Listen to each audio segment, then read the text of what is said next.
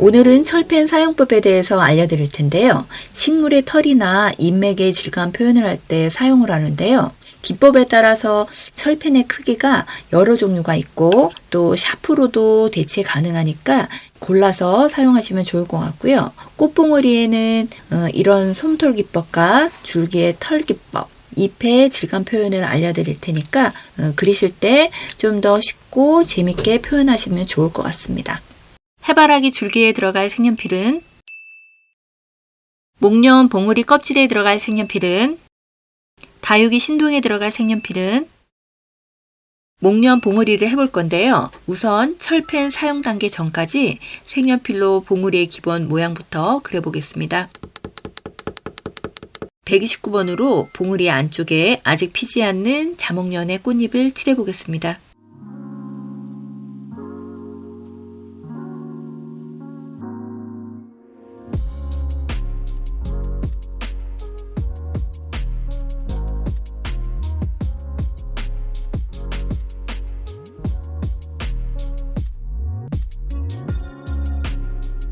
(180번으로) 봉우리의 표면을 칠해보겠습니다. 굴림 처리해주세요.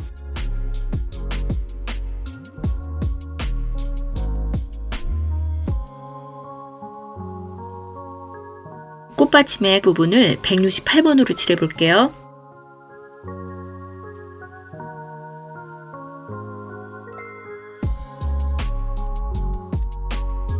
(157번으로) 진한 부분 칠해볼게요.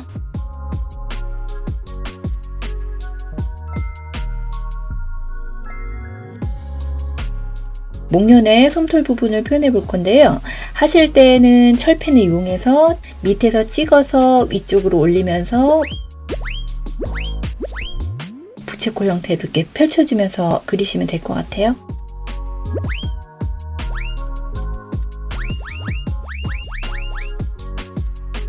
철펜을 사용하는 이유를 다시 한번 말씀드리면, 나뭇가지나 봉우리의 솜털 부분에 색연필로만 표현하기 힘든 부분을 철펜으로 미리 자국을 내서 좀 더 세밀하게 표현을 하기 위한 색연필의 밑작업이라고 생각하시면 좋을 것 같습니다.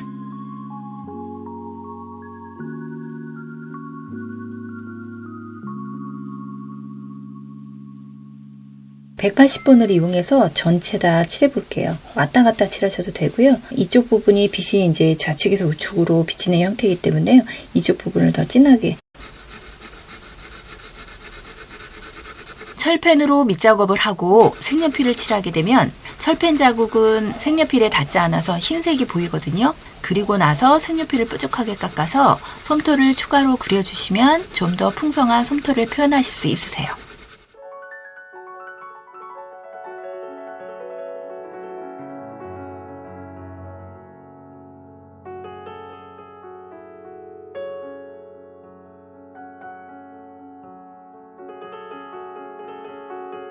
(176번으로요) 진한 부분하고 이쪽에 갈라지는 부분들 좀 더 해볼게요.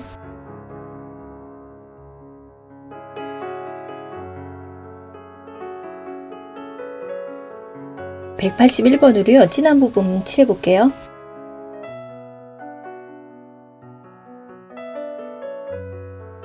(168번도요) 이쪽 부분하고 이쪽에 약간만 칠해볼게요.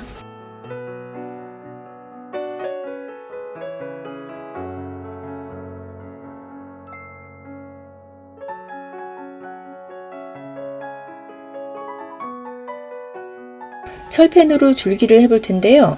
이거를 지우시고 이 라인 끝에 있는 부분에서 45도 각도로 찍으면서 위쪽으로 이렇게 빼면서 올리시면 돼요. 골고루 평이하게 그려주시면 되고요. 오른쪽도 같이 그려주시면 될 것 같아요. 중간 같은 경우에는 부채꼴 형태로 펴가면서 똑같이 해주시면 되거든요.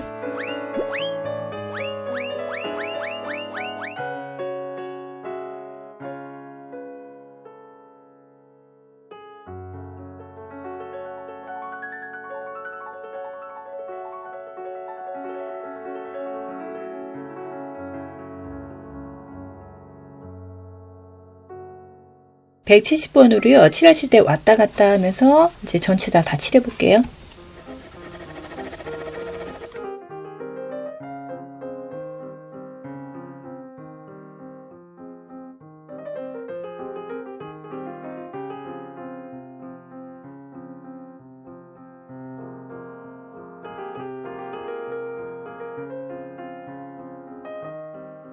170번으로요. 바깥쪽으로 살짝씩 털을 그려주시면 좋거든요. 밑에서 찍으면서 철펜 방향하고 같이 이렇게 올려주시면 될 것 같아요.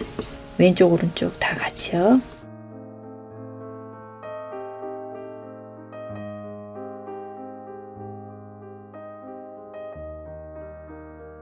(165번으로요) 이 끝에 있는 부분에 한 3분의 2 정도 칠해주고요. 이 끝으로 약간씩만 칠해볼게요.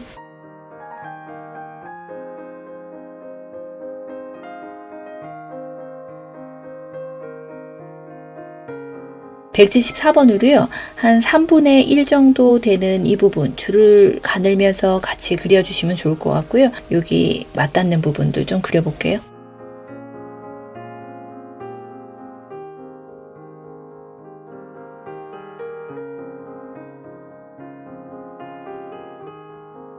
(157번으로) 진한 부분 칠해볼게요.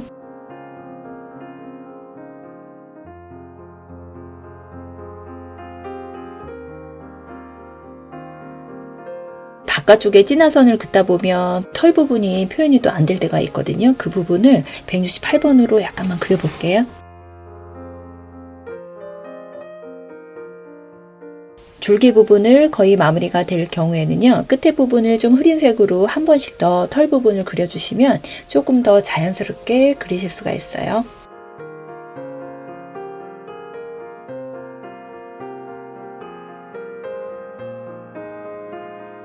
이번에는 다육이를 그려볼 텐데요. 철펜 사용법이 조금 다르면서도 쉬우니까 같이 한번 그려보세요.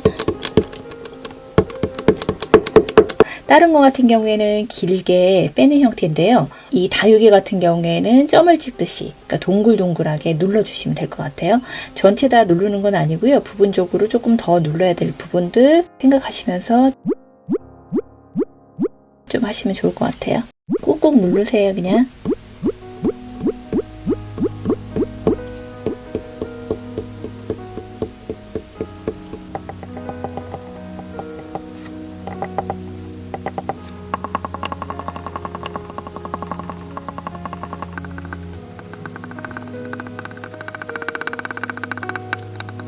(231번으로요) 전체 다 좀 칠해볼게요.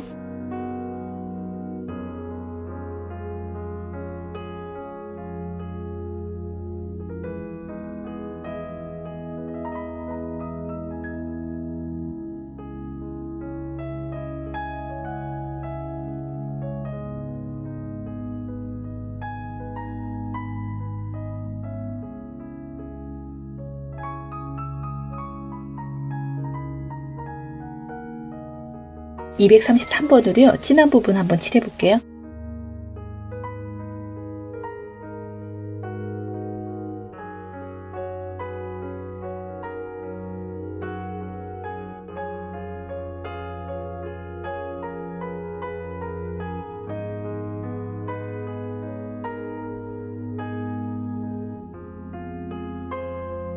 (170번으로) 칠해볼게요.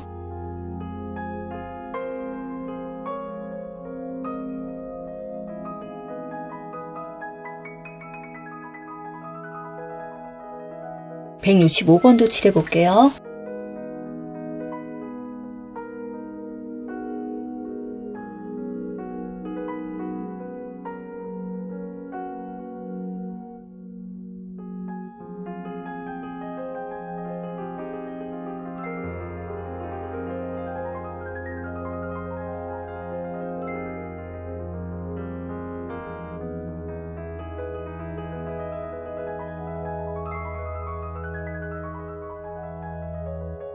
(168번으로) 칠해볼게요.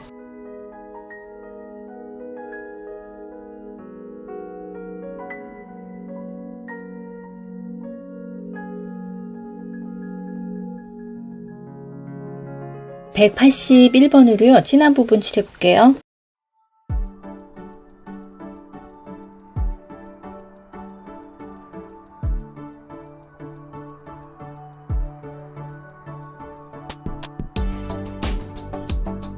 여기 라인하고요. 이런 부분들 약간 (180번으로) 그려볼게요.